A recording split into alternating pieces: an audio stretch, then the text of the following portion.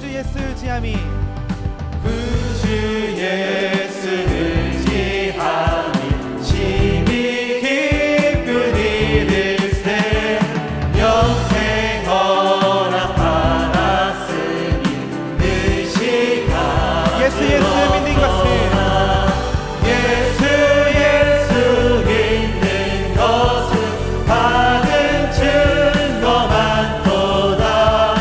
예수 귀한 예수 믿는 것 그 주 예수 의지함이 그 주 예수 의지함 심히 기쁜 일일세 주를 믿는 나의 마음 그게 예수 믿는 것은 예수 믿는 것은 받은 증거만 도다. 예수 귀한 예수 믿는 것 그 주 예수 의지하여 그 주 예수 의지하여 죄악 벗어버리네 감히 받고 영생함 주께 모두 예수 믿는 것은 예수 믿는 것은 받은 증거만 도다. 예수 귀한 예수 믿는 사정으로 고백합니다. 그 주 예수 의지하여 그 주 예수 의지하여 구원함을 얻었네. 영원 부분 지나도록 영원으로 지나 주여 함께하소서. 네, 예수 예수 믿는 것은 받은 증거만 도다. 예수 귀한 예수 믿는 것 예수 믿는 것은 예수 믿는 것은 받은 증거만 도다. 예수 귀한 예수 믿음을 구하며 묻다 고백합니다. 예수 귀한 예수 믿는 것은 받은 증거만 도다.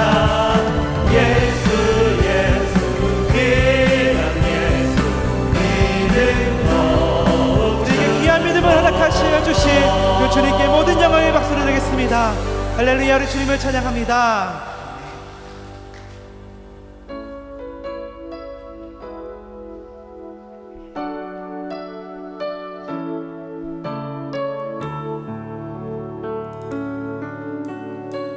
날이 저물어 갈 때 날이 저물어 갈 때 빈들에서 걸을 때 그때가 하나님의 때 내 힘으로 안 될 때 빈손으로 걸을 때 내가 고백해 여호와 이를 날이 저물어 갈 때 날이 저물어 갈 때 빈들에서 걸을 때 그때가 하나님의 때 내 힘으로 안 될 때 빈손으로 걸을 때 내가 고백해 여호와 주가 일하시네.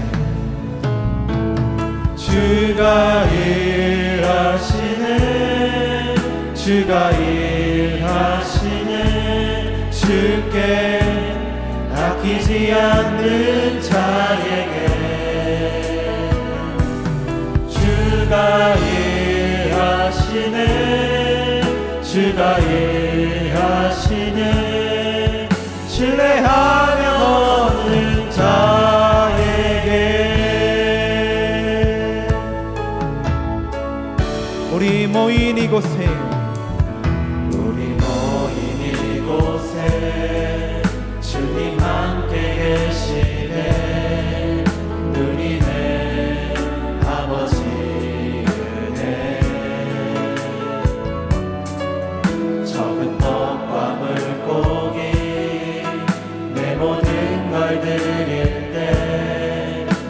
모두 고백해 여호와 이래. 우리 모인 이곳에 주님 함께 계십니다.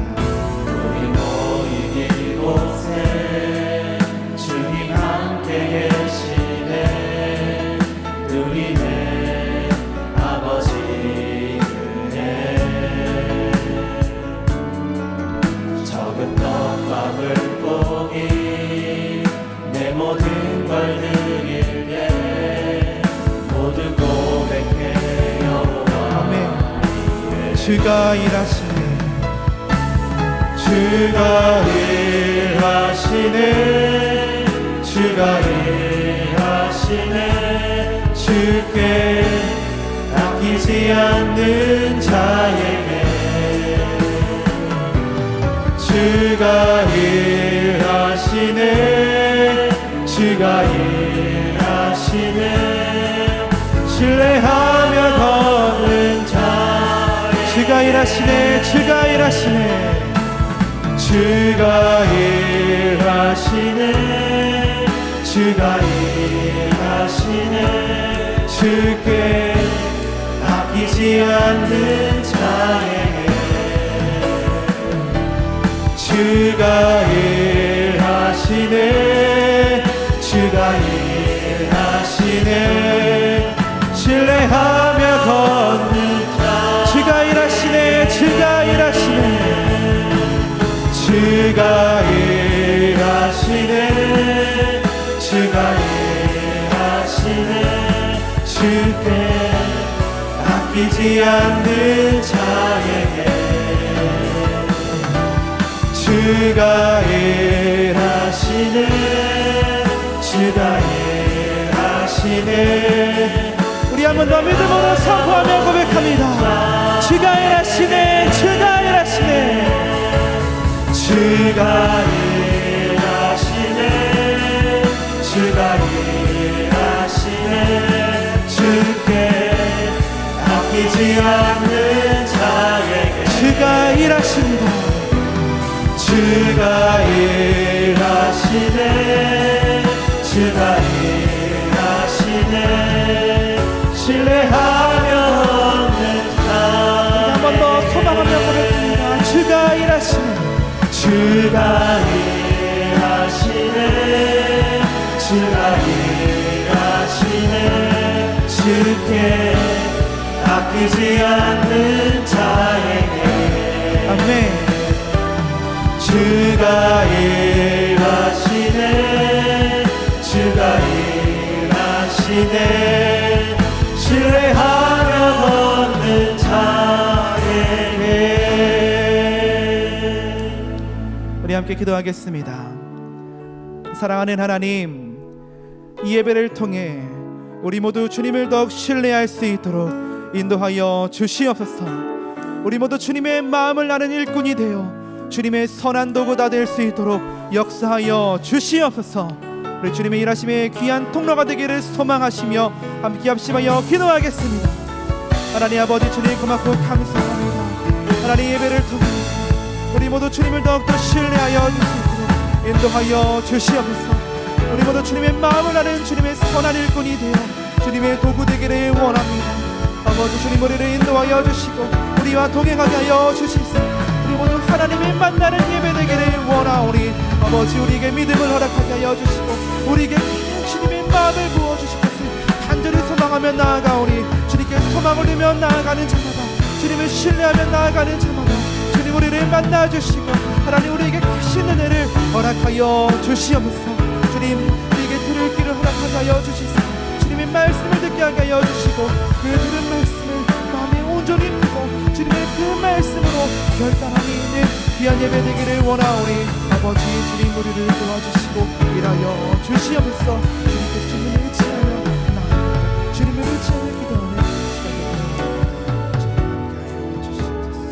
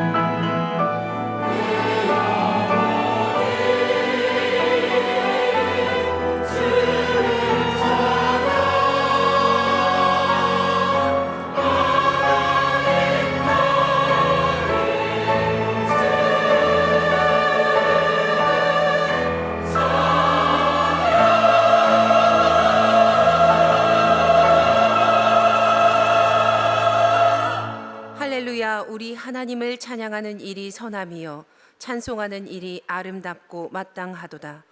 여호와께서 예루살렘을 세우시며 이스라엘의 흩어진 자들을 모으시며 상심한 자들을 고치시며 그들의 상처를 싸매시는도다. 우리 주는 위대하시며 능력이 많으시며 그의 지혜가 무궁하시도다. 감사함으로 여호와께 노래하며 수금으로 하나님께 찬양할지어다. 아멘. 모두 자리에서 일어나 주님의 성령 찬양하시겠습니다.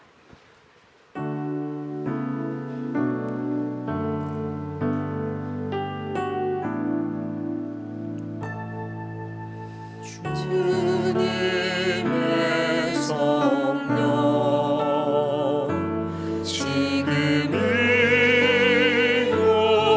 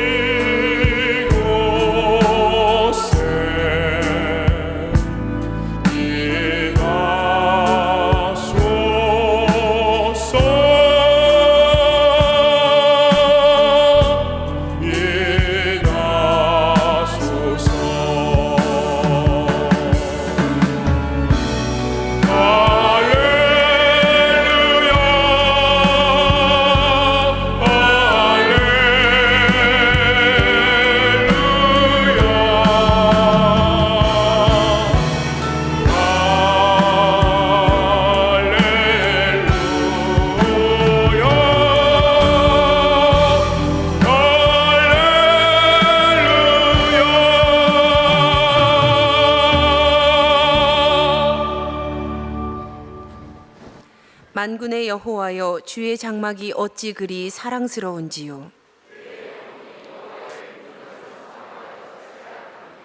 내 마음과 육체가 살아계시는 하나님께 부르짖나이다.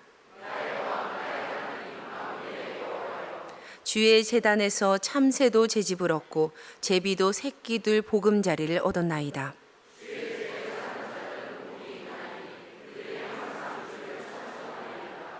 주께 힘을 얻고 그 마음에 시온의 대로가 있는 자는 복이 있나이다. 그곳에 많은 샘이 있을 것이며 이른 비가 복을 채워주나이다.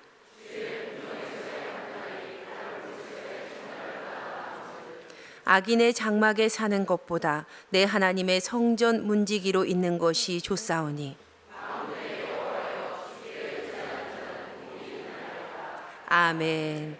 전능하사 천지를 만드신 하나님 아버지를 내가 믿사오며 그 외아들 우리 주 예수 그리스도를 믿사오니 이는 성령으로 잉태하사 동정녀 마리아에게 나시고 본디오 빌라도에게 고난을 받으사 십자가에 못 박혀 죽으시고 장사한 지 사흘 만에 죽은 자 가운데서 다시 살아나시며 하늘에 오르사 전능하신 하나님 우편에 앉아 계시다가 저리로서 산 자와 죽은 자를 심판하러 오시리라.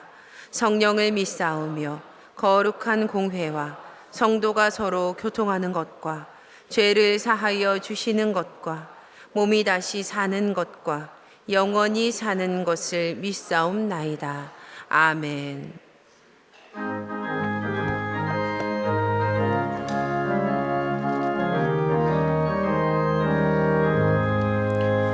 내가 매일 기쁘게 신뢰의 기행함은 주의 팔이 나를 안보함이요 내가 주의 길목을 받는 참된 비결은 주의 영이 함께함이라.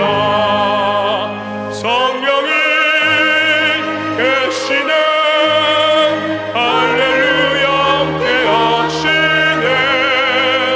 좁은 길을 걸으며 밤낮 기뻐하는 것 주의 영이 함께함이라.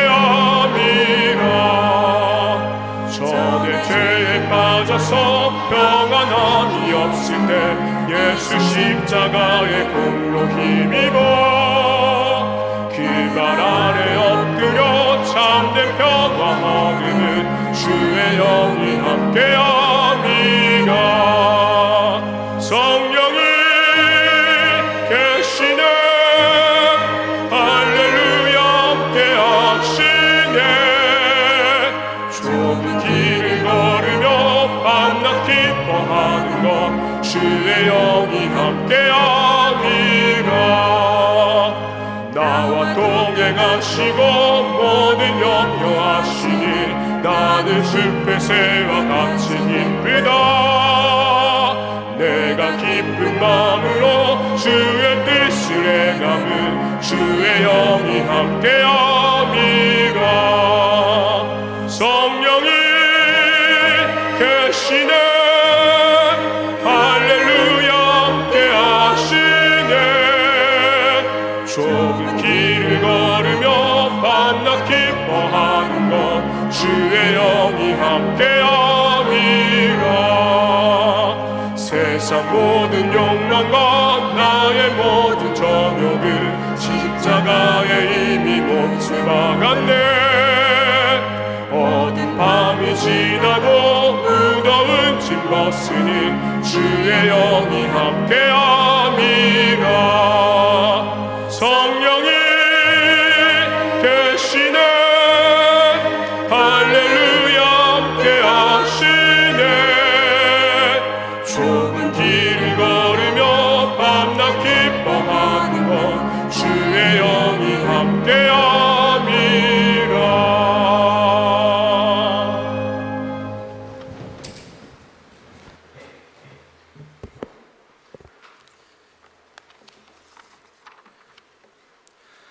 우리의 피난처가 되시는 하나님, 은혜와 사랑에 감사를 드립니다. 한 주간도 세상에서 우리를 지켜주시고 보호하여 주심에 감사를 드립니다. 이 시간 귀하고 복된 예배의 자리에 우리를 불러 하나님께 신령과 진정으로 예배드릴 수 있게 하심에 또한 감사를 드립니다. 한 주간의 삶이 하나님 앞에 지혜롭지 못하고 교만하였다면 이 시간 회개하오니 용서하여 주시고 예수님의 보혈로 깨끗하게 하여 주시옵소서. 이 나라 이 민족을 주관하신 하나님, 남북의 대립관계가 변화하여 전쟁이 아닌 복음으로 하나 되는 민족 되게 하옵소서. 또한 위정자들이 국정을 잘 이끌어갈 수 있도록 지혜와 명철을 허락하시옵고 분열이 아닌 용서와 화합으로 나라를 이끌어가게 하시오며 욕망과 집착에서 벗어나 바른 양심으로 하나님을 두려워하며 이 나라의 미래를 위하여 일하는 위정자들 되게 하옵소서. 우리 교회를 사랑하시는 하나님, 의정부 지방 사경회를 통하여 말씀으로 은혜받게 하시고 우리 교회에 많은 새가족을 보내주시어 함께 예배드리게 하시니 감사합니다. 우리 교회가 하나님의 뜻을 구하며 기도 소리가 끊이지 않는 기도의 공동체가 되게 하여 주시옵소서. 담임 목사님을 중심으로 모든 성도가 같은 뜻, 같은 생각, 같은 마음으로 하나 되게 하시며 모이게 힘쓰며 늘 하나님만 바라보게 하시고 더욱 부흥하고 발전하는 사랑이 넘치는 교회 되게 하시며 사랑과 섬김, 칭찬과 격려가 넘쳐나는 아름다운 공동체가 되게 하옵시고 서로 사랑하며 예수님을 닮아가는 참된 예수님의 제자 되게 하옵소서. 우리 교회 모든 성도들 가정에 복을 주셔서 물질이 어려움이 없게 하시며 주님 안에서 영적으로 부족함이 없게 하옵소서. 주님께서 주시는 복을 누리고 차고 넘쳐 교회와 사회로 주님의 복을 흘려보낼 수 있는 가정 되게 하옵소서. 이번 주간은 우리나라 고유의 명절인 설 명절 주간입니다. 무엇보다 고향을 찾아 이동하는 성도들을 오고 가는 길 가운데 안전을 지켜주시오며 고향에서 가족을 만나 기쁨을 나누며 주님을 모르는 가족이 있다면 예수님을 담대히 증거하는 시간 되게 하옵소서. 전통과 문화라는 이유로 우상을 섬기는 일이 없도록 하나님 인도하여 주시옵고 복음을 전하는 시간 되게 하옵소서. 오늘 또 단위에서 하나님의 말씀을 대안하시는 담임 목사님을 권능으로 붙잡아 주셔서 선포되는 말씀마다 귀한 생명의 말씀, 축복의 말씀이 선포되게 하시며 우리들의 심령이 변화되며 치유되는 귀한 시간 되게 하옵소서. 주님께 아름다운 찬양으로 영광 돌리는 임마누엘 성가들을 축복하여 주시고 보이지 않는 곳에서 예배를 돕는 손길을 기억하사 저들이 헌신과 봉사가 주님의 몸된 교회를 든든히 세워가도록 복의 복을 더하여 주시옵소서. 오늘 또 살아 역사하시는 예수님의 이름으로 기도드립니다. 아멘.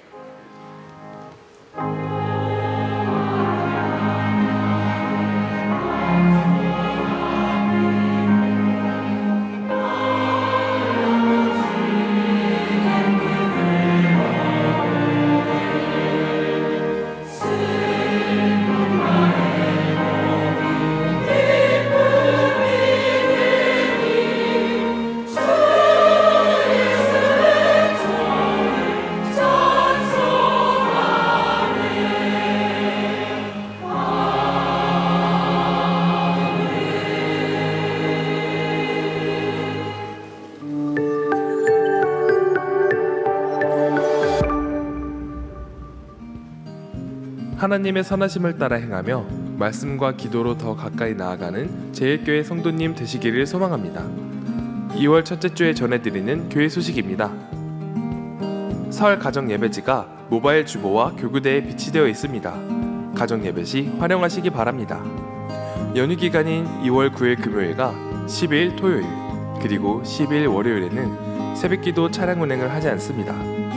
아울러 2월 11일 주일은 점심과 저녁 식사를 제공하지 않으니 성도님들께서는 양해해 주시기를 부탁드립니다.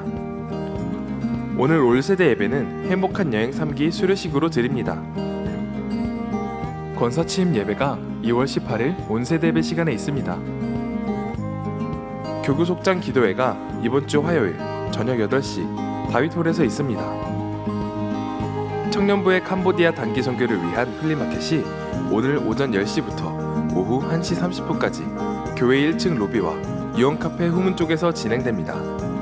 특별히 플리마켓을 진행하고자 오늘 하루는 유언카페 후문 쪽 야외 공간에 주차가 어렵습니다. 넓은 마음으로 이해해 주시기를 부탁드리며 더불어 성도님들의 많은 충고와 관심 또한 부탁드립니다.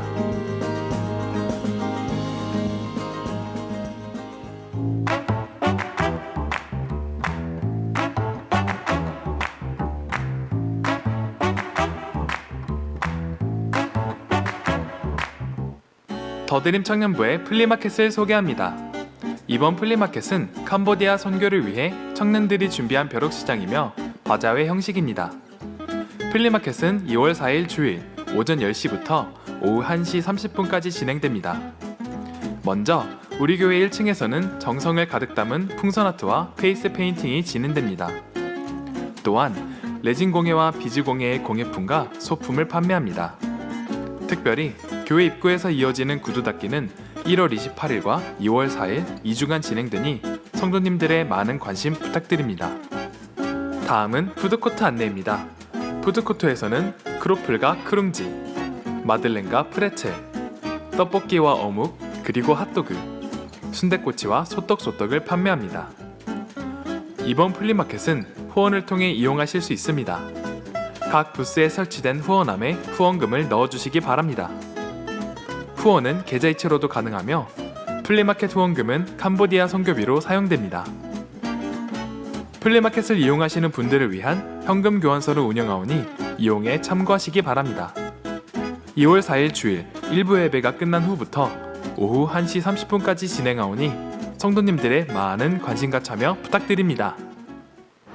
더드림 청년부의 캄보디아 단기 선교회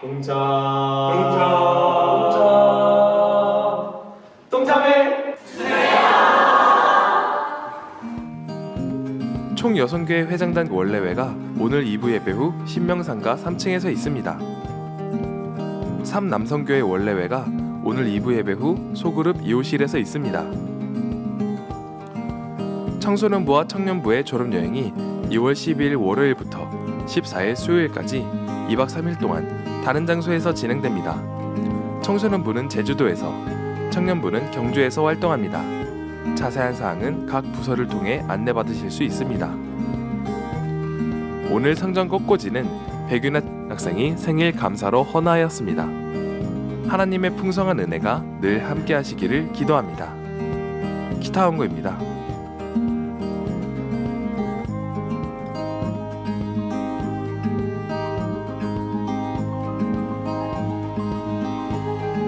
성도님들 모두 건강하고 평안한 한 주간 되시기를 소망합니다. 사랑이 넘치는 예수님의 가족 의정부 제일교회 소식이었습니다. 거룩한 주일에 주님 앞에 나와 예배하는 모든 믿음의 가족 여러분들을 예수님의 이름으로 축복하고 사랑합니다. 우리 옆에 계신 분들과 인사하겠습니다. 사랑합니다. 반갑습니다. 보고 싶었어요.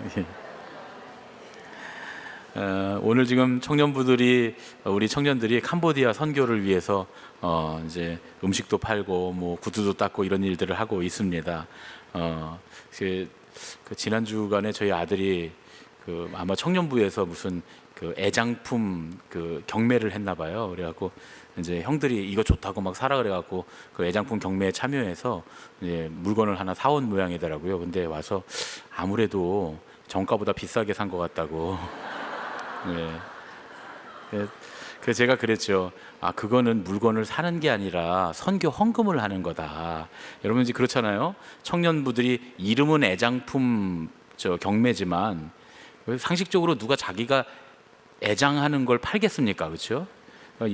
명목은 애장품 경매이지만 사실은 안 쓰는 물건 내놓은 거잖아요. 그렇죠?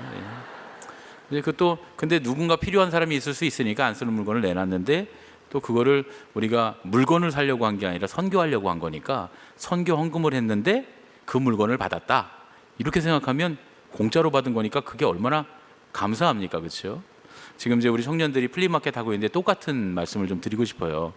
이제 우리 교회는 그런 분들이 없는데 저 멀리 가면 다른 교회들은 그런 분들이 많더라고요. 가서 뭐 청년들이 음식 만들었는데 이게 짜니, 다니, 싱거우니, 뭐 차가우니, 미지근하니 이러면서 막 타박하시고 구두를 잘 닦았느니 못 닦았느니 그냥 돈 안 내고 내가 혼자 닦는 게 훨씬 깨끗하다니 이런 분들이 우리 교회는 없어요. 근데 저기 가면 많아요. 그런 분들이 많은데 근데 여러분 그게 우리가 돈 내고 서비스를 받은 게 아니라 선교 헌금을 하고 선교 헌금을 했는데 우리 청년들이 뭔가를 먹을 걸 줘요. 얼마나 감사합니까? 그렇죠? 싱거워도 감사하고 짜도 감사하고. 근데 저는 이제 지난주에 선교 헌금을 제가 했거든요. 그랬더니 청년들이 아마 오늘 아침에 뭘 만들어서 성경 헌금한 것 때문이 아니라만 이제 중요한 건 이제 저한테 갖다 바쳐야 제가 광고를 잘 해주니까 그랬을 수도 있지만 어쨌든 갖고 왔는데 생각보다 맛있어요. 예, 굉장히 맛있습니다. 근데 이제 이게 처음엔 맛있다가 나중에 맛 없을 수도 있고 저는 맛있지만 여러분은 맛있지 않을 수도 있잖아요. 그렇죠? 그래서 제가 드리는 말씀입니다. 우리 청년들이 선교를 위해서 이번에 보니까 선교는 한 30명 정도 가거든요. 근데 오늘 보면 광고에 참여한 청년들은 많잖아요. 그러니까 저기는 지금 자기들이 선교를 안 가는데도 불구하고 광고에 참여하고 또 물품도 팔고 또 음식도 만들고 지금 구두도 닦고 다 청년들이 그렇게 하고 있는 거거든요. 본인들은 그렇게 선교에 동참하면서 봉사를 하고 있는데 누군가 이제 거기 가서 뭐 음식이 맛있다, 맛없다, 구두가 지저분하다 이런 얘기를 하면은 우리 청년들이 낙심할 수 있습니다. 우리 청년들은 아직 어리잖아요. 그렇죠? 그러니까 우리 어른들이 가셔서 내가 선교 헌금을 했는데 구두를 닦아주니 얼마나 감사해요. 그러니까 감사하다, 고맙다, 이쁘다 이렇게 말씀해 주시면 아주 여러분들의 선교가 복된 선교가 될 줄로 믿습니다. 그렇게 해주시기를 부탁을 드립니다. 세 가족 환영이 있습니다. 고영록 집사님, 차연희 집사님, 그리고 고지후, 고지율 청소년 어린이 이렇게 가족이신 것 같은데 자리에서 좀 일어나시죠. 예, 우리 고영록 집사님은 일청장년 연배이시고 우리 차연희 집사님은 22여선교회 연배라고 합니다. 우리 선교회에서도 가셔서 잘 맞아주시면 감사하겠습니다. 우리 축복하겠습니다. 당신은 사랑받기 위해 태어난 사람, 당신의 삶 속에서 그 사랑받고 있지요. 당신은 사랑받기 위해 태어난 사람, 당신의 삶 속에서 그 사랑받고 있지요. 감사합니다. 이제 오늘 우리에게 주시는 하나님의 말씀을 함께 듣겠습니다.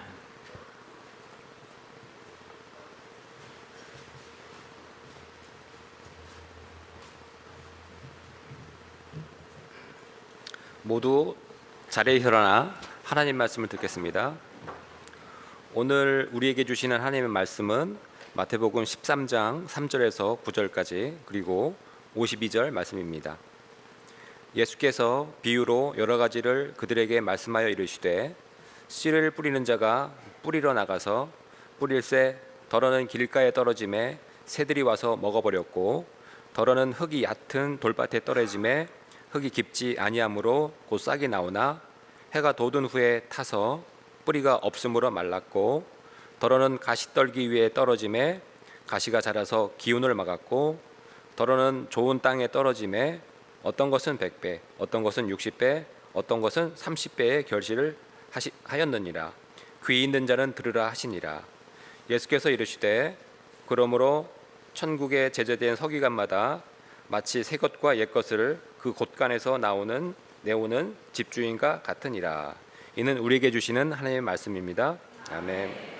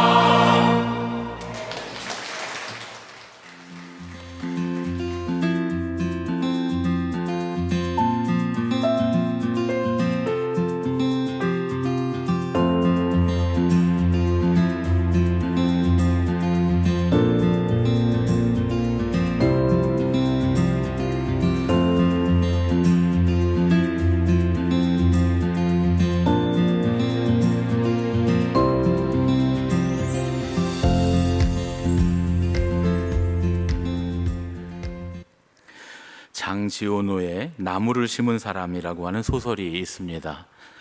애니메이션으로 나와서 또 많은 사람들에게 감동을 주었던 그런 동화인데 예전에 KBS에서 여러 번 방영이 돼서 아마 소설은 안 읽으셨어도 영상으로는 보신 분들이 많이 계실 줄로 그렇게 압니다. 굉장히 유명한 그런 소설입니다. 실제 있었던 실존 인물인 엘제아르 부피에라고 하는 사람에 관한 그런 이야기인데요. 황량했던 그 프랑스의 프로방스 지역을 나무가 울창한 숲으로 바꾸어 놓은 그런 이야기입니다. 내용은 이런 이야기입니다. 한 젊은이가 프랑스의 알프스 여행길에서 물을 찾다가 폐허가 된 마을을 헤매고 있었습니다. 그런데 그때 양치기 노인을 하나 만나서 그에게 먹을 것과 마실 것 또 잘 곳을 제공을 받습니다. 그 노인의 이름이 엘제아르 부피에였는데요. 아내와 아들을 잃고서 이제 혼자 3년 전에 이곳으로 이사를 와서 그래서 혼자 그 황야에서 나무를 심으면서 살고 있었습니다.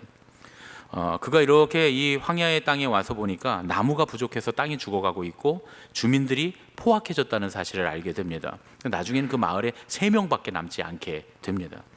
자기 땅도 아니었는데 자기가 살고 있는 곳에 이제 씨를 뿌리고 그리고 나무를 심으면서 가꾸면서 살아가고 있었던 것이죠. 이제 세월이 흘러서 1차 세계대전이 끝납니다. 1차 세계대전이 끝난 뒤에 이 청년 주인공이 이제 좀 중년이 되어서 다시 프로방스 지역을 찾아옵니다. 그때에도 이 엘제아르 부피에는 계속 나무를 심고 있는 거예요. 그동안 심은 나무들이 10년 만에 아주 울창한 숲으로 자라고 있었습니다. 그래서 그곳에 있는 공무원과 함께 그 엘제아르 부피에를 돕기 시작하고 이제는 1935년에는 이 엘제아르 부피의 나무 심기가 정부의 정책으로 아예 자리를 잡게 됩니다. 그래서 메말랐던 계곡에 다시 물이 흐르기 시작하고 사람들이 돌아오기 시작하고 이 프로방스는 아주 살기 좋은 지역이 되어 버렸습니다. 단 한 사람의 노력으로 아주 아름다운 삶의 터전이 만들어졌다는 이야기입니다. 사람들의 무분별한 착취로 인해서 자연이 파괴될 수 있죠. 지금도 그렇습니다. 많은 숲들이 파괴되고 있어요. 지구의 허파라고 하는 남미에서도 지금 많은 숲들이 파괴되고 있고 그런 이 울창한 숲을 황무지로 만들어버리는 그런 일들이 계속 일어나고 있습니다. 그러나 사람은 반대로 황무지를 이렇게 숲으로 만들 수도 있는 존재이죠. 우리가 살아가고 있는 우리 삶의 자리도 마찬가지입니다. 우리는 우리가 사는 이 환경을 황폐한 사막처럼 그렇게 망가뜨릴 수도 있고 젖과 꿀이 흐르는 땅처럼 만들어낼 수도 있습니다. 그러면 과연 나는 어떤 사람인가 하는 얘기입니다. 오늘은 그런 말씀을 좀 함께 나누려고 합니다. 오늘 우리가 읽은 말씀 씨 뿌리는 사람의 비유는 천국은 마치 이렇게 시작하지 않습니다. 그러니까 씨 뿌리는 사람이 하나님 아버지나 혹은 예수님으로 해석 물론 할 수는 있죠. 할 수는 있지만 그러나 우리가 지금까지 보아왔던 천국의 비유들을 보면 이 하나님 아버지를 표현하려면 천국은 어떤 사람과 같다 이렇게 이야기를 계속 해왔잖아요. 그러니까 오늘 이 씨 뿌리는 사람의 비유는 씨 뿌리는 사람과 천국을 동일선상에 놓지 않기 때문에 이분이 하나님 아버지시다라고 해석하지 않는 것이 더 좋겠습니다. 예수님은 이 비유가 씨 뿌리는 하나님을 표현하려고 한 것이 아니라는 걸 이렇게 한 문장을 생략함으로써 우리에게 가르쳐주고 계시는 거죠. 그러면 이 여기서 씨를 뿌리는 사람을 통해서 우리에게 보여주려고 하는 그 사람은 어떤 사람일까? 예수님은 제자들에게 이 비유를 이렇게 설명을 해주십니다. 18절부터 23절 말씀입니다. 그런즉 씨 뿌리는 비유를 들으라. 아무나 천국 말씀을 듣고 깨닫지 못할 때에는 악한 자가 와서 그 마음에 뿌려진 것을 빼앗나니 이는 곧 길가에 뿌려진 자요 돌밭에 뿌렸다는 것은 말씀을 듣고 즉시 기쁨으로 받되 그 속에 뿌리가 없어 잠시 견디다가 말씀으로 말미암아 환난이나 박해가 일어날 때에는 곧 넘어지는 자요 가시떨기에 뿌려졌다는 것은 말씀을 들으나 세상의 염려와 재물의 유혹에 말씀이 막혀 결실하지 못하는 자요 좋은 땅에 뿌려졌다는 것은 말씀을 듣고 깨닫는 자니 결실하여 어떤 것은 100배, 어떤 것은 60배, 어떤 것은 30배가 되느니라 하시더라. 예수님의 이 해설의 말씀을 쭉 보면서 우리가 알 수 있는 건 뭐냐면 이 씨 뿌리는 자가 천국의 말씀을 전하는 사람이다라고 하는 사실을 알 수 있습니다. 그렇죠? 이 씨 뿌리는 자는 지금 천국의 말씀을 전하는 사람이에요. 이 씨가 천국의 말씀이니까요.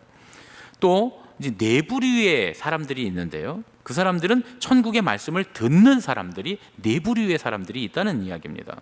어떤 사람들은 듣고 전혀 깨닫지 못하는 사람도 있고, 어떤 사람들은 즉시는 좋은 말씀이 하고 받지만 조금만 어려움이 생기면 말씀대로 살지 않아서 그래서 이 말씀을 결국 받지 못하는 사람들이 있는가 하면, 또 어떤 사람들은 어려움도 잘 이겨내고 그리고 무럭무럭 믿음이 자라는 것 같은데 결국에는 인간적인 세상적인 자기 욕심을 넘어서지 못해서 열매를 맺지 못하는 사람들도 있다는 거예요. 그런데 그 중에서는 열매를 맺는 사람들도 있는데, 그 열매 맺는 사람들은 100배, 60배, 30배의 풍성한 결실을 맺게 된다라는 이야기입니다. 그러니까 말씀을 듣는 사람들의 결단과 태도에 따라서 열매를 맺기도 하고 맺지 않을 수도 있다는 이야기죠. 그러면 예수님은 지금 이 비유를 제자들에게, 이곳에 지금 갈릴리에 모인 사람들에게 말씀하고 계신데, 이 비유를 말씀하실 때 네 가지 땅, 즉 말씀을 듣는 네 가지의 부류의 사람들을 위해서 이 말씀을 하셨을까? 그러니까 이런 얘기죠. 우리가 천국의 말씀을 듣는 자로서 돌을 골라내고 가시덤불을 뽑아내고 길을 갈아엎어서 옥토가 되게 해서 많은 열매를 맺어라 라고 하신 말씀일까? 물론 그렇게 해석은 할 수 있습니다. 왜냐하면 내용은 그런 내용이니까요. 그렇게 해석해서 우리에게 적용할 수는 있지만 예수님이 지금 이 말씀을 그런 의도로 말씀하고 계시지는 않는다랍니다. 이 전체적인 분위기는 전혀 그런 얘기가 아니다라는 것이죠. 그리고 이 비유의 제목이 씨 뿌리는 자의 비유입니다. 주인공이 누구예요? 씨 뿌리는 자가 주인공이죠. 제목이 그러니까.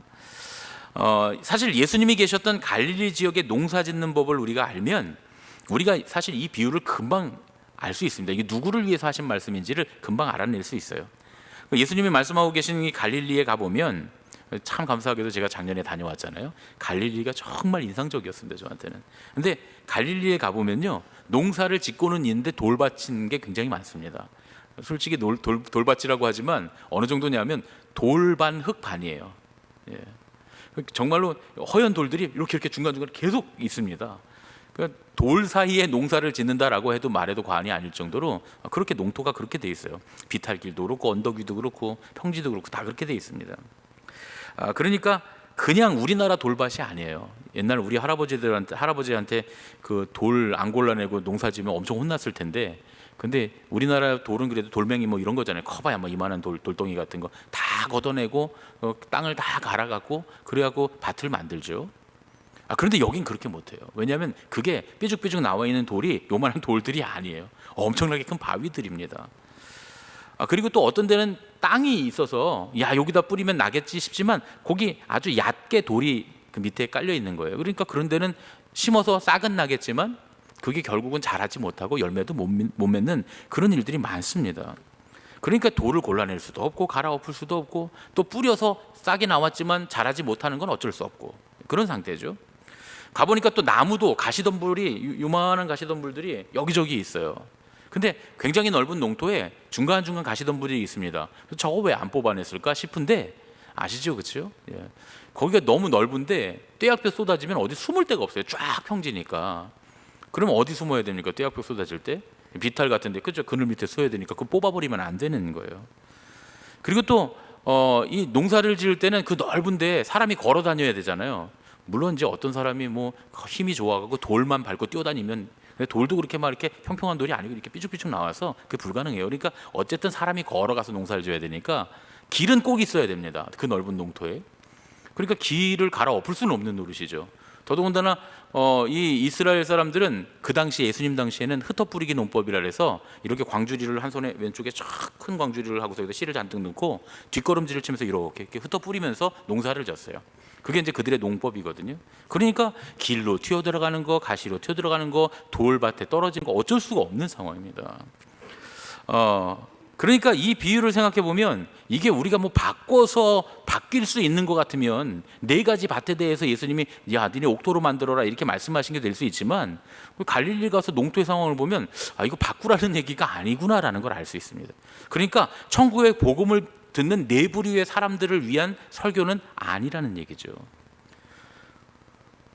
이 비유가 제목이 신학자들이 기독교 2000년을 내려오면서 신학자들이 이 비유의 제목을 씨 뿌리는 자의 비유라고 제목을 만든 데는 이유가 있는 겁니다. 그렇죠? 왜 씨 뿌리는 자의 비유일까?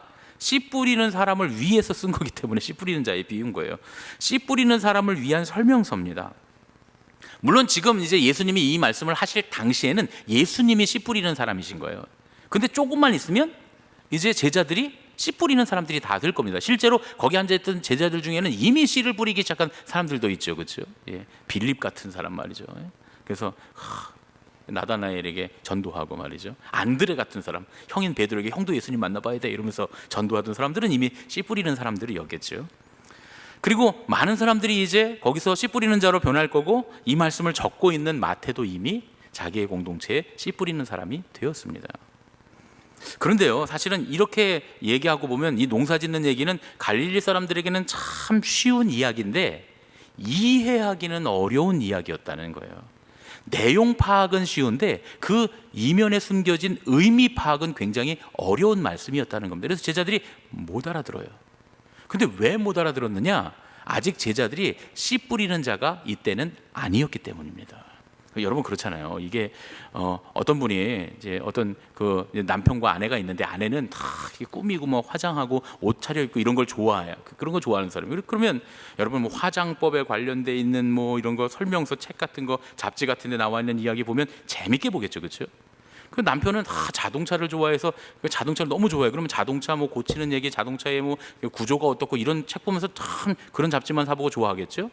근데 서로 바꿔봤다고 생각해 보세요. 도무지 서로 이해가 안 될 겁니다. 이게 무슨 얘기인지를 모를 거예요. 그거에 관련된 사람들만 그 설명서를 읽는 겁니다. 그러니까 씨 뿌리는 자를 위한 설명서면 누가 읽어야 돼요? 씨 뿌리는 사람이. 씨 안 뿌려본 사람은 이거 봐도 압니까 모릅니까? 모른다는 얘기예요. 예수님이 이렇게 말씀하세요. 10절과 17절 말씀입니다.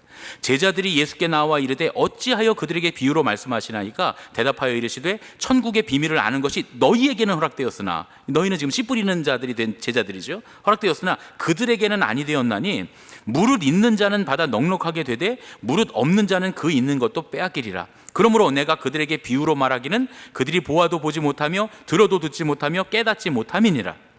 이사야의 예언이 그들에게 이루었으니 일러스되 너희가 듣기는 들어도 깨닫지 못할 것이요 보기는 보아도 알지 못하리라. 이 백성들의 마음이 완악하여져서 그 귀는 듣기에 둔하고 눈은 감았으니 이는 눈으로 보고 귀로 듣고 마음으로 깨달아 돌이켜 내게 고침을 받을까 두려워함이라 하였느니라.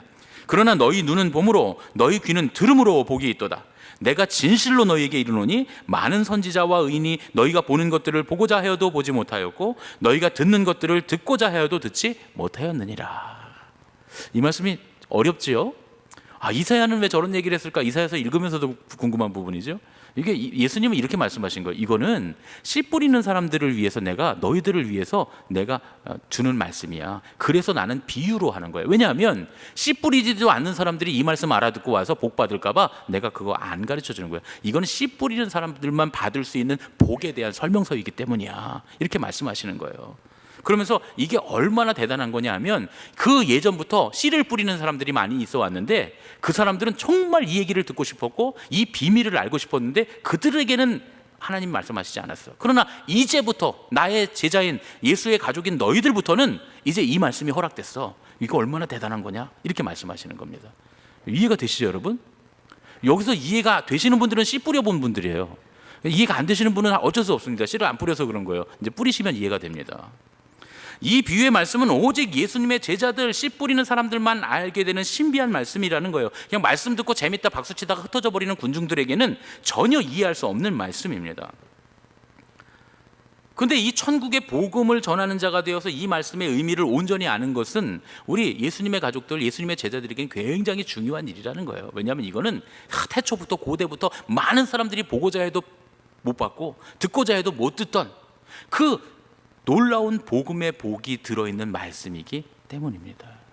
그 복이 우리에게 있는 줄로 믿습니다. 이 비유 말씀을 해설해 보면 이런 얘기예요. 예수님께서 제자들에게 얘들아, 예수의 가족이 된다고 하는 건, 나의 가족이 된다고 하는 건 씨 뿌리는 자가 되는 것과 같단다. 밭에 나가서 씨를 뿌려보면 길가에 떨어지는 경우 있지 않니? 그 천국의 복음을 전하다 보면, 하나님 말씀대로 살다 보면 이런 경우 많을 거야. 뿌렸는데 아무런 효과가 없어 보이는 경우. 또 이럴 때도 있을 거야. 뿌렸는데 처음에는 막 기뻐 좋아하고 받아들였던 사람들이 금방 믿음이 없어서, 눈물의 회개가 없어서 금방 포기하는 경우. 내가 믿음으로, 하나님 믿음으로 믿음의 일을 시작했는데 되는 듯 될 듯 싶다가 안 되는 경우 있지 않니? 또 이럴 때도 있을 거야. 사람이 복음을 듣고 잘 자라고 잎이 무성해서 열매를 맺을 줄 알았는데 세상 걱정, 근심, 물질에 대한 욕망, 세상 욕심, 이런 것 때문에 결국은 열매 맺지 못하는 경우.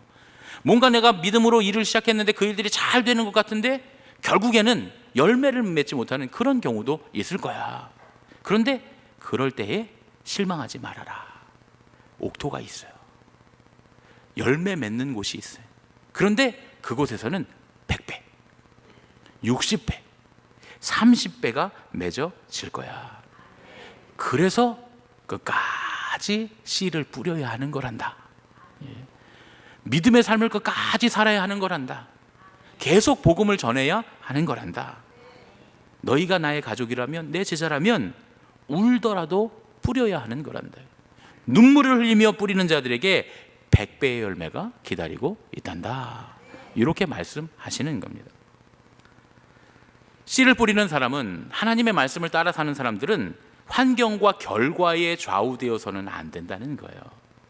여러분, 우리가 신앙생활 하다 보면 그런 경우 많아요. 목사님, 나 예수 믿기 시작했는데 뭐 좋은 일이 있어요? 예수 믿기 전보다 좋은 게 별로 없어요. 그렇게 말하는 경우도 있고요. 또 교회에서 일하다 보면 목사님 거기 선교한다 그러는데 거기 무슨 열매가 있어요? 어떤 결과가 있습니까?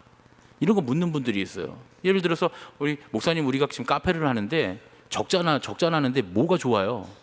적잖하는데 저거 선교의 도구로 사용한다 그래서 했는데 뭐가 좋습니까? 무슨 열매가 있습니까? 이게 마이너스인데요. 그런 경우들이 많다는 거예요.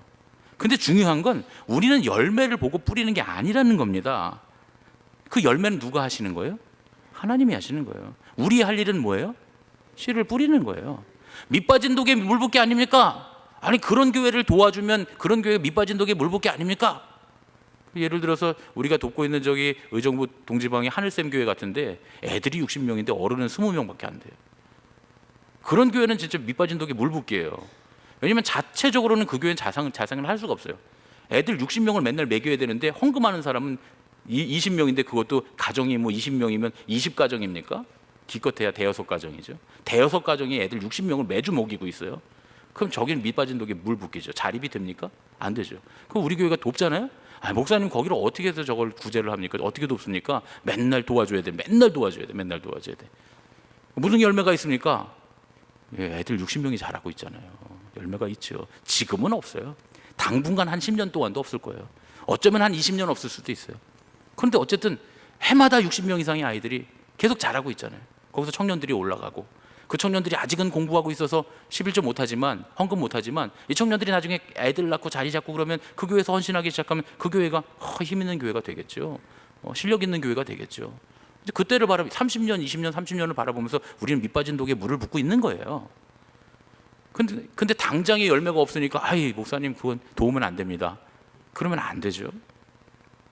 제가 예전에 그런 생각을 한 적이 있어요. 운전하다가 사거리에 딱 신호대기를 하고 있는데 어떤 묵상이 하나 되더라고요. 근데 그때 마침 제가 딱 사거리를 지나려고 하는데 분명히 초록불이었다가 제가 딱 사거리 지나려고 할 때 빨간불로 바뀌었어요. 여러분, 노란불만 돼도 건너갔을 거예요. 제가 진짜로. 저만 그렇습니까? 노란불이었어도 내가 건너갔어요. 근데 빨간불이 딱 바뀌니까 못 건너가는 거예요. 근데 이때 아주 신경질 납니다. 왜냐하면 진짜 오래 기다려야 돼. 하여튼 내가 그 사거리에서 기다릴 수 있는 최고로 긴 시간을 기다려야 되는 거예요. 제 말 맞죠? 그렇죠, 여러분? 혹시나 정신 없어갖고 초록불인데 안 지나가고 있다가 내가 그랬으면 몰라도 하여튼 빨간불로 딱 바뀌었을 때가 제일 긴 시간이에요. 왜냐하면 여기 말고 딴 데 사거리에 다 초록불 들어온 다음에 내가 맨 마지막에 들어오는 거거든요. 그건 좀 신경질이 나죠. 그런데 그때 그런 생각을 했어요. 근데 그러면 계속 초록불이 들어오면 좋을까? 아니, 아예 신호등이 없어서 마음대로 갈 수 있으면 좋을까?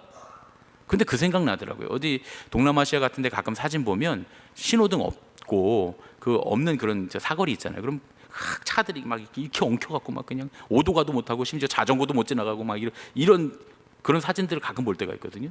그게 신호등 없는, 모든 사거리가 항상 초록불인 갈 수 있는 사거리의 큰 문제입니다.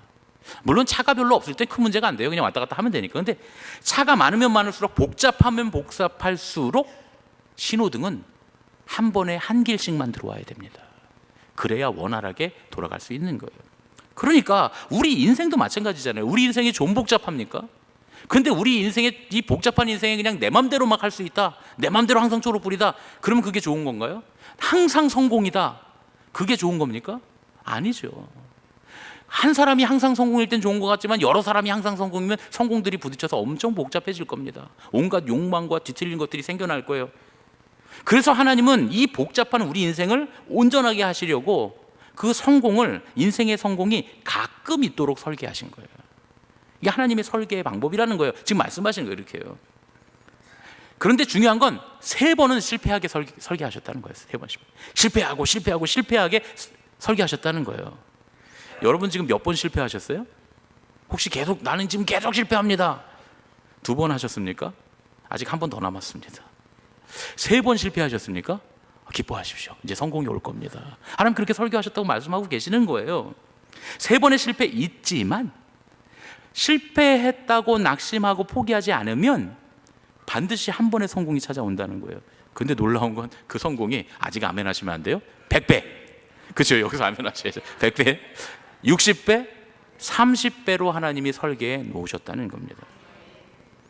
씨를 뿌린다고 하는 건 뭐와 관련이 있는 거예요? 천국의 복음과 관련이 있는 거예요. 제가 이렇게 말씀드리니까 내가 지금 어디 투자를 3번 실패했는데 4번째는 되겠구나, 그런 얘기는 아닙니다. 사실 이건 천국의 복음이라고 하는 건 하나님의 말씀대로 사는 것과 연관이 있는 거죠.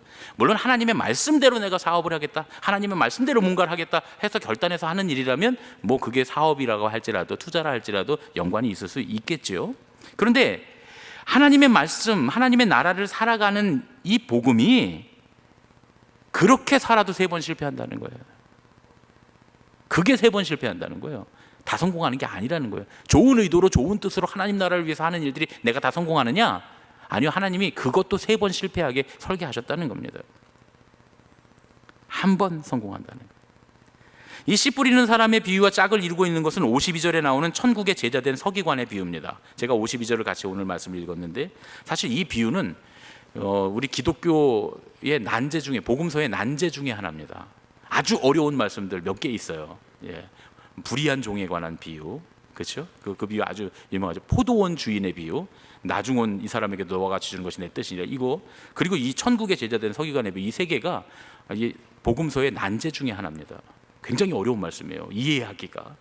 그런데 사실은 이게 비유가 아닌 줄 아는 분들도 되게 많아요.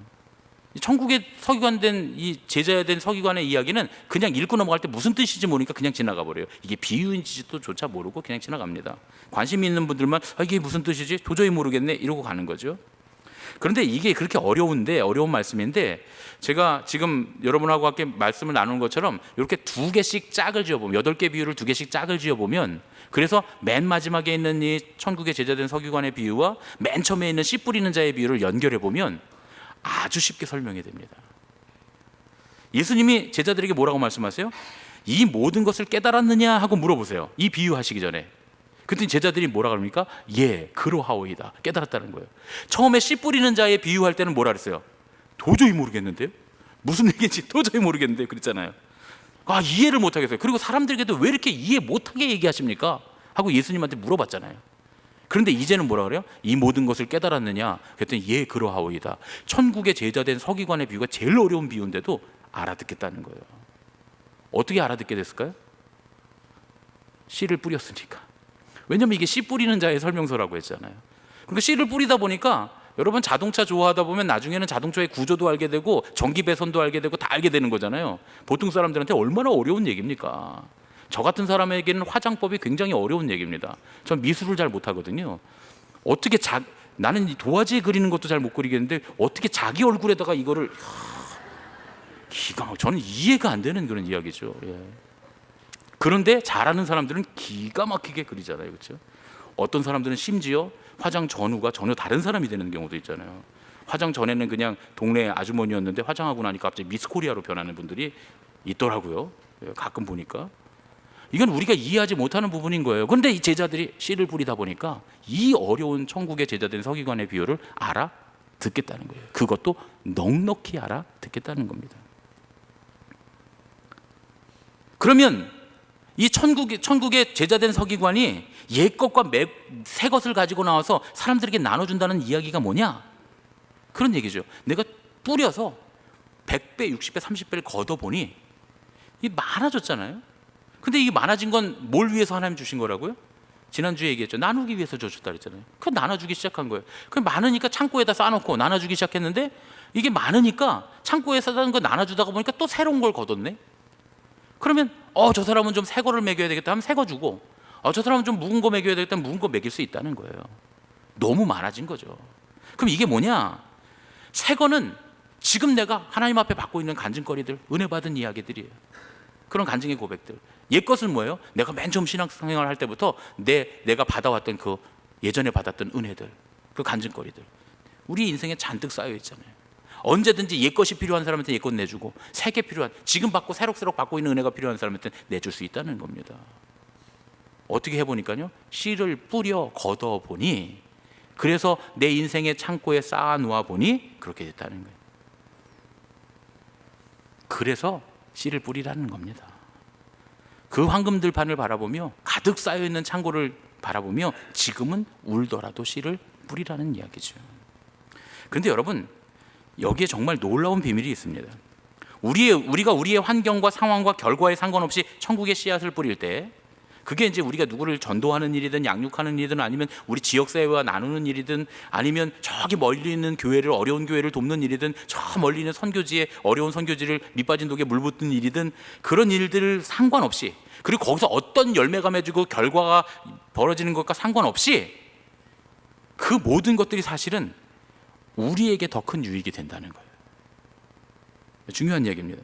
장지호노의 나무를 심은 사람 그 소설을 처음에 읽으면요, 어떤 느낌이 드냐면 혼자서 수십만 그루의 나무를 심어서 정말 황폐한 땅을 낙원으로 만들어서, 그래서 정말 세 명밖에 안 살던 그 나라가 10만 명의 사람이 사는, 그런 큰 도시로 바뀌는 그런 이야기를 읽으면서, 야, 대단하다, 이 엘제아르 부피에라는 사람이 정말 대단한 사람이구나, 이렇게 생각해요, 처음에 읽을 때는. 근데요, 읽으면 읽을수록 그런 느낌이 안 듭니다. 이 엘제아르 부피에라는 사람이요, 이 주인공 처음에 만났을 때 나이가 몇 살인 줄 아세요? 주인공이 한 노인을 만났다 이렇게 얘기할 때 이 사람의 나이가 55세입니다. 노인인가요? 저도 이제 4년만 있으면 55세거든요. 지금 여기 계신 분 중에 절반 이상이 55세 다 이상이시잖아요, 그렇죠? 다 노인입니까? 아니에요. 어림도 없죠, 그렇죠? 근데 왜 그랬을까? 왜 노인이라고 했을까? 55살의 젊은 중년이었는데 원래는 가족과 농장에서 살다가 갑자기 하나뿐인 아들을 잃어버려요. 그리고 아내도 곧이어서 세상을 떠납니다.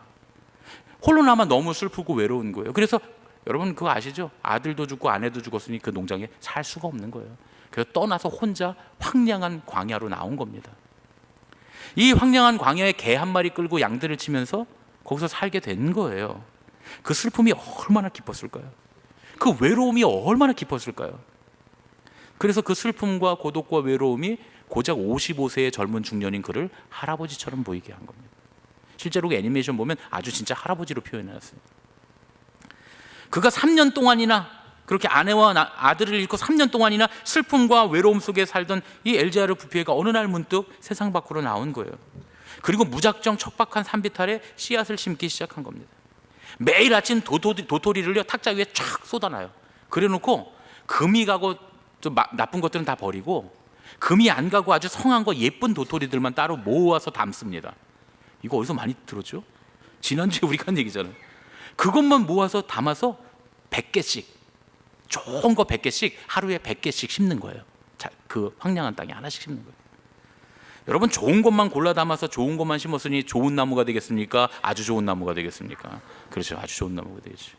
그래서 단 3명밖에 살지 않던 그 황무지가 10,000명이 사는 그런 큰 도시로 변하게 되었다는 거예요. 울창한 숲을 이룹니다. 그런데 중요한 건 뭐예요? 엘제아르 부피에가 그 황폐한 땅과 도시를 치유하는, 그 산을 치유하는 그 과정 동안에 자기 자신이 치유된 거예요. 도토리를 좋은 것을 담는 그 마음으로 좋은 것들을 담고 좋은 것들을 자기 땅에 심고 그렇게 함으로써 좋은 것만 있는 세상으로 변할 때 엘제알의 부피의 삶이 그렇게 치유되고 그렇게 회복되고 슬픔과 고독에서 벗어나게 된 줄로 믿습니다. 그렇죠. 씨를 뿌리는 건 세상을 바꾸는 것이지만 그것보다 더 무엇보다 더 나 자신의 치유와 회복을 위한 것인 줄로 믿습니다. 우리가 씨를 뿌리는 사람이 되면 세상을 바꾸는 것뿐만 아니라 세상을 바꾸기 전에 이미 우리가 먼저 채워지고 회복되고 치유되는 줄로 믿습니다. 그래서 천국의 제자된 서기관이 되는 거예요. 씨를 뿌리는 것에 바로 이런 비밀이 있다는 얘기입니다. 1:1 양육 안내자반을 제가 강의하면서 제가 안내자들한테 꼭 하는 얘기가 있어요. 양육을 시작하면 여러분 재밌을 것 같지만 힘들어요. 내가 양육자가 돼서 이제 안내자가 돼서 누군가를 양육하기 시작하면 굉장히 부담되고 어색하고 힘든 일이 많습니다. 아주 괜찮아 보이던 사람도 양육 시작하면 단점들이 막 드러나고 아 저랬어? 이렇게 믿음이 없었어? 막 이런 모습들이 드러나기 시작해요. 그럼 되게 힘들죠. 마음이 힘들어요. 그리고 성격도 계속 부딪히기 시작하고 이런 일들이 일어납니다. 생각보다 사람은 복잡해요. 그러니까 우리가 겉으로 보던 것과 사람은 다 달라요. 그래서 보통은 한 번 양육하고 나면 막 힘들었던 분들이 아 목사님 저는 도저히 양육하고는 안 맞나 봐요. 그럼 제가 이렇게 얘기해요. 3명만 해보세요. 3명만. 맞는지 안 맞는지 지금은 모르니까 3명을 해봐야 된다고 그렇게 얘기합니다. 그런데 여러분 그렇게 3명을 양육하면 달라져요. 사람이 막 회복되고 사람이 새로워지고 하는 모습을 보면서 야 보람 있다라고 느끼는 것보다 그런 일도 있지만 그것보다 더 중요한 건 양육하는 그 사람이 변해요. 안내자가 변해요. 자기가 변한 거예요. 3명 양육하면서. 그래서 자기가 달라져요. 그러고 나면 양육하는 일이 보람이 생기기 시작합니다. 제가 그래서 3명을 양육해 보라고 늘 얘기합니다.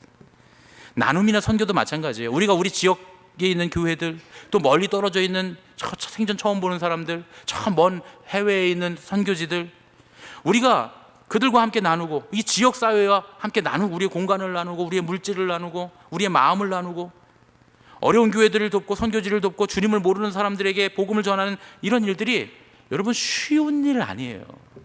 어려운 일입니다. 밑 빠진 독에 물 붓는 것 같은 거예요. 처음부터 열매가 막 열리고 그런 일 절대 아닙니다. 어떤 분들은 늘 열매부터 먼저 찾아요. 목사님 여기에 성과가 뭐가 있습니까? 어떤 열매를 맺었습니까? 어떤 결과가 있습니까? 이게 밑빠진 독에 물 붓기 아닙니까? 여러분 그렇게 쉬운 얘기 아니에요. 이 일에도 길가가 있고 돌밭이 있고 가시나무가 있습니다. 3번 실패할 때 한 번 성공할 수 있는 일이에요. 여러분 우리가 무슨 일을 했는데 75% 실패를 해요. 실패입니까? 성공입니까? 실패예요. 이게 세상적인 논리로는 실패입니다. 그런 일은 안 하는 거예요 원래요. 그렇잖아요 여러분. 4번 했는데 3번 실패하는 일이면 그 일은 때려쳐야죠. 계속 성공해도 이 4번 중에 3번을 성공해도 내가 지금 할까 말까인데 그렇잖아요 여러분. 그런데 하나님의 나라는 그렇지 않다는 거예요. 우리가 천국의 씨앗을 뿌리기 시작하면 그때부터 성령님이 우리와 함께 하시는 줄로 믿습니다. 2-3 사람 모여 내 이름으로 모인 곳에는 내가 너희와 함께 하리라. 성령님께서 우리와 함께 하세요. 우리가 그렇게 온 땅을 천국으로 만들어가는 이 모든 과정에 성령님이 역사하십니다. 그러면 우리는 뭐가 돼요? 성령님과 함께 동역하는 동역자가 되는 거죠. 우리가 그렇게 성령님의 일꾼이 되어 가는 겁니다. 그게 더 중요한 일이에요. 그러면 세상이 변하기 전에 우리가 먼저 변하는 줄로 믿습니다. 또 우리가 달라지는 동시에 세상도 변하기 시작합니다. 헛되이 뿌린 것 같은데 우리가 기대하지 않았던 옥토에서 100배, 60배, 30배의 놀라운 기적들이 일어나게 될 줄로 믿습니다. 그래서 실패하고 또 실패해도 울더라도 뿌려야 하는 줄로 믿습니다. 우리 옆에 계신 분들과 인사하겠습니다. 우리는 성령님의 일꾼입니다. 울더라도 뿌립시다. 울더라도 뿌립시다. 아멘. 오늘은 시편 126편 6절의 말씀을 함께 읽고 말씀을 마치겠습니다. 시편 126편 6절 말씀입니다. 함께 읽겠습니다. 울며 씨를 뿌리러 나가는 자는 반드시 기쁨으로 그 곡식단을 가지고 돌아오리로다. 할렐루야. 여러분 반드시 3번 실패할 거예요. 그런데 중요한 건 반드시 기쁨으로 그 곡식단을 가지고 돌아오게 될 줄로 믿습니다. 이 말씀이 저와 여러분의 삶 가운데 그대로 이루어지시기를 예수님의 이름으로 축원합니다. 아멘. 이런 교회 되게 하셔서 함께 찬양하고 봉헌하고 기도하겠습니다.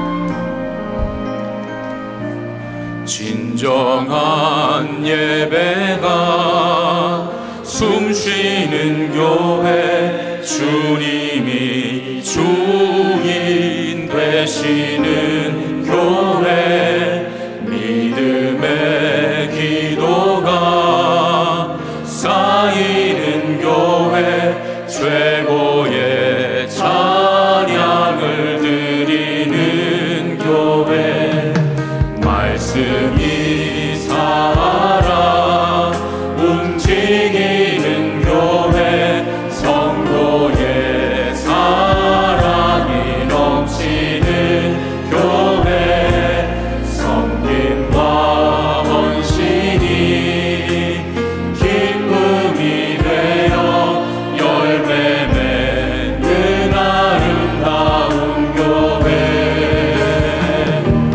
주님의 마음 닮아서 이웃을 사랑하는 교회, 주님의 영광을 위해서 빛 되신 주님 전하는 교회, 사랑의 불꽃이 활짝 피어나 날마다 사랑에 빠지는 교회, 주께서 사랑하는 우리 교회가 이런 교회 되게 하소서. 자리에서 일어나서 원하며 찬양하겠습니다. 진정한 예배가 숨쉬는 교회, 주님이 주인 되시는 교회, 믿음의 기도가 쌓이는 교회, 최고의 찬양을 드리는 교회, 말씀이 살아 움직이는 교회, 성도의 사랑이 넘치는 교회, 섬김과 헌신이 기쁨이 되어 열매 맺는 아름다운 교회, 주님의 마음 닮아서 이웃을 사랑하는 교회, 주님의 영광을 위해서 빛 되신 주님 전하는 교회, 사랑의 불꽃이 활짝 피어나 날마다 사랑에 빠지는 교회, 주께서 사랑하는 우리 교회가 이런 교회 되게 하소서.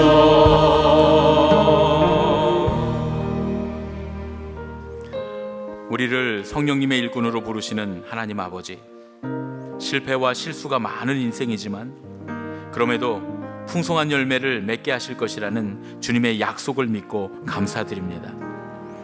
때때로 우리가 뿌리는 씨앗들이 길가에, 돌밭에, 가시떨기에 떨어지겠지만 주님께서 예비하신 옥토가 반드시 있음에 울더라도 포기하지 않고 뿌릴 수 있는 믿음이 우리에게 있게 해 주시옵소서.